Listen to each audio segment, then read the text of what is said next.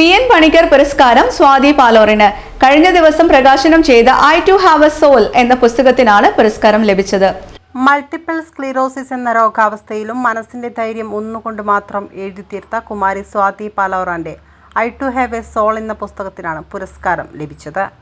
കഴിഞ്ഞ ദിവസം ന്യൂമാഹി ഹിറ സോഷ്യൽ സെന്ററിൽ വെച്ചായിരുന്നു പുസ്തകത്തിന്റെ പ്രകാശന കർമ്മം നടന്നത്.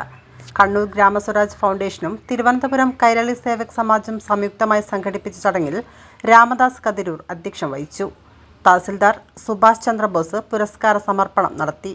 സ്വാതിയുടെ കായലോട്ടെ വീട്ടിൽ നടന്ന ചടങ്ങിൽ സാഹിത്യ ജീവകാരുണ്യ മേഖലയിലെ പ്രമുഖരും നാട്ടുകാരും സംബന്ധിച്ചു.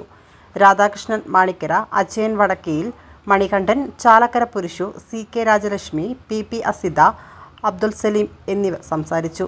പവിത്രൻ കൈതേരി സ്വാഗതവും രേഖ സജയ് നന്ദിയും പറഞ്ഞു. സ്വാതി, നിന്റെ പേര് കൊണ്ട് തന്നെ നീ പ്രകാശം പരത്തുന്നവളാണ്.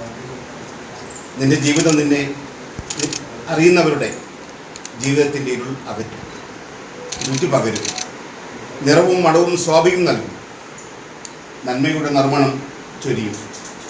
പ്രകാശത്തിൽ ഇരുട്ടിന് ഇടമില്ലല്ലോ. ഇരുൾ ഇല്ലാതാക്കുന്നതാണ് വെളിച്ചം.